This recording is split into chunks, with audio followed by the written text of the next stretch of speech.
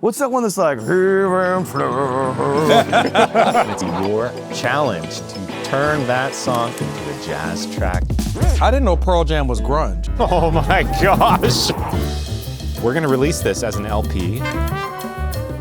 You have no idea the songs that are gonna go on this album. He's our resident grunge specialist. I don't know about that. The whole album of grunge. So that's what we're doing today.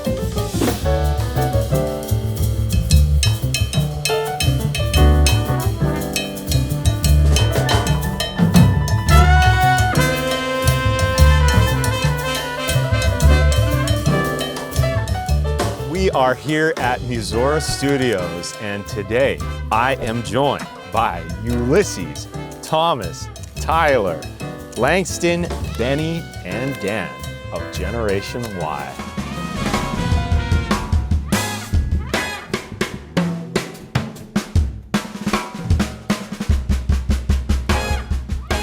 Your very first video was the first video for the cover series.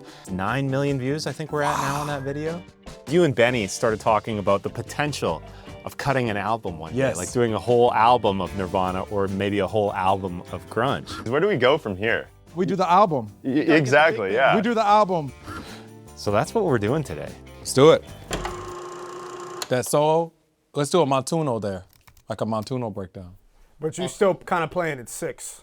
Yeah, so like, okay, I gotta figure out. Yeah, we'll figure out like what could be. I mean, it doesn't have, we could just do it, could switch to. That could be cool too. Yeah. And then the groove could change. It's like, whatever, and you could do a little conga solo, and then Dan, we could do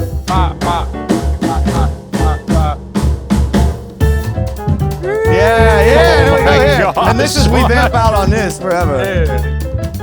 Can we talk about the track? Man, I love the harmony. Like when they got to that, The bridge beautiful. That man's beautiful. Sound like a jazz tune. Yeah. Lots of blues. Yeah. That's a sick guitar solo. Who's taking the guitar solo on the original track? Mike McCready. Wow, Okay. okay, shout out to him, man. That's Shout a out to killing Mike. guitar solo. I didn't know Pearl Jam was grunge. I thought they were like more like metal, no? I thought they're progressive. They're from Seattle too. That's worth a question, like what was going on in Seattle or what's going on that like all these cats came out of It's like this New one Orleans city. for jazz or something, you know? You might hear some similarities in the songs to come because a lot of these guys played in bands with each other. Oh, that's like jazz cats. Like they all the rhythm section guys are on different records. There's actually a lot of overlap. So once we get to that, that's it? Once we get to the Montuno? Well, they goes back to the chorus one more time, right? So after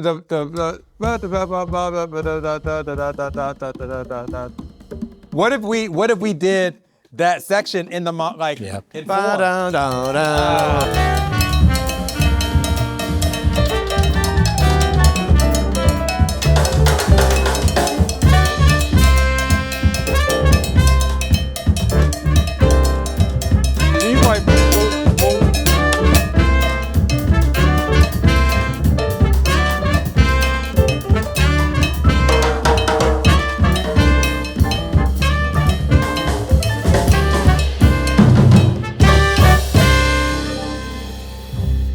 Or something. For people watching, we're gonna release this as an LP. The title of the album is Kind of Grunge. It is marketed after Kind of Blue, which Miles Davis, who is everybody's favorite musician, Kind of Blue to this day is the highest grossing jazz album. So my goal was for us to set that as like a barometer, not of sales, but of like, that album was so accessible and that's why it sold. On top of coming up with interesting things in the song, you must also be thinking about how the album is all gonna come together. Oh, absolutely. I had a mock-up of like styles where I was like, okay, I don't know what the hell they're gonna throw at us, but we should probably have like 2 maybe up-tempo things. Maybe there'll be something slow modally. I was like, we'll probably do something 3. So I had like some ideas. Like I'm constantly switching gears between drummer, band leader, producer, but then also part of being a producer, in the words of Quincy Jones, he always says you have to leave room for God to walk in the room. Oh, man. So Message. you're not gonna always have the idea. I love I already did my job. I put all the right people in the room. Yeah. So there are times where I'm steering the ship and then other times I need to just shut up and let them do their thing. So you're just like hearing all these ideas and, you know, trying to stay. And then I got to figure out how to play this myself. but yeah, these last 3 ideas were all of them, you know? I love that. I Yeah. love the creativeness that's happening in the room.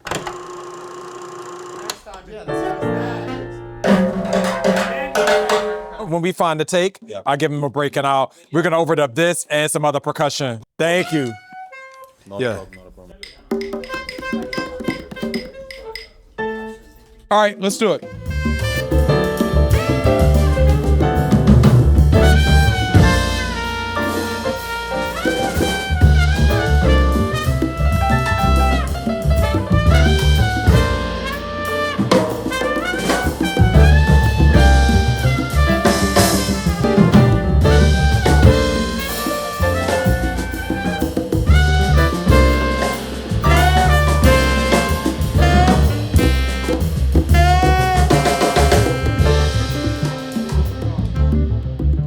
So, Is it? because isn't it twice the first time, then Yeah, it would just be 2 thrice that the time, second time. and then 3 going into the drums. So twice and then just be right after. Yeah. And then, okay. Let's do it one more time. We got it. All right, 1, 2, 1, 2, 3, and...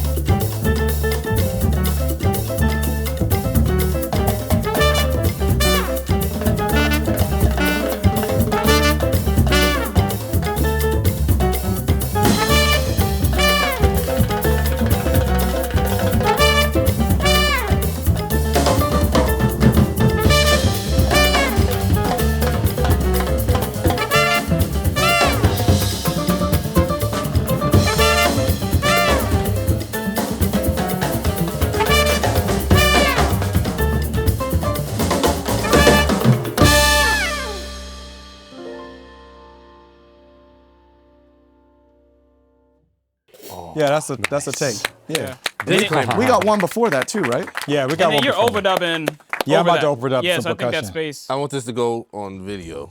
I do not play percussion. Yes. So Make sure we get that in. Dan, this was your Drumeo feature, basically. no. All right, final thoughts on the track, guys. That was a pleasure to watch. Man, that was fun. I think it's, like you mentioned, I think it's real cool how so much is coming out of these songs. I think sometimes when people think about jazz, they think about like ting, ting, ka ting, ting, ka ting. Folks are like, oh, it all sounds the same. But I don't think people realize that there's so much that stems from the spirit of jazz that could still be under the umbrella of jazz, or at least perpendicular to it. Yeah, I think when you hear the word jazz, it's a very multi-layer, multi-ethnic, multi-generational, global word, right? So jazz isn't ting, ting, ta-ding. That's like bebop, cool jazz. But then there's Afro-Latin jazz, there's Caribbean jazz, there's, Eastern European jazz, there's like Swedish jazz, there's bossa nova, Brazilian jazz. That's the cool part about it. Like it started, in the Black community in the United States, but it's all inclusive. It's for everybody. That's the thing. That's the great thing about it. Like everybody can bring their own identity to it, and the roots are still there. That's And a beautiful it's amazing thing. that it's like this common language for people that are like buying these courses and learning about jazz. It's something where like when we travel, we've been going to Japan for so many years, you can walk into a room where nobody can say a lick of any speech to each other, but because there's this common language, you can start playing a song with people from 5 different countries that can't even introduce themselves to each other. As soon as the song starts, it's like this other language that we all share. So you go buy one of these courses from anywhere in the world, there's a jam session somewhere, and you can, connect with people that you can't even talk to. It's like a whole other language. Yeah, man. I mean, I just appreciate so much the humility of you guys coming in here, playing these grunge tracks. I think the coolest part about this album is people are gonna hear the record, they're gonna wonder about the influences, and then they're gonna see the videos and hear you guys talking about all these great musicians, and they're gonna know where to get started, so. We are standing on the shoulders of, Art Blakey, Chana Pozo, Russell Malone, and Charlie Christian, and Dizzy, and Chet Baker, and all the cats, Roy Hargrove, and Mark Gross, and Cannonball, and all the cats. We could go down the list. Like we're all standing on the shoulders of these folks. So that's what I love about this art form. When we walk in the room, we bring all of these people with us. So I think this music demands that you understand the lineage of it. Amazing work. Thank Cool. you so much, guys. Very Great. Cool.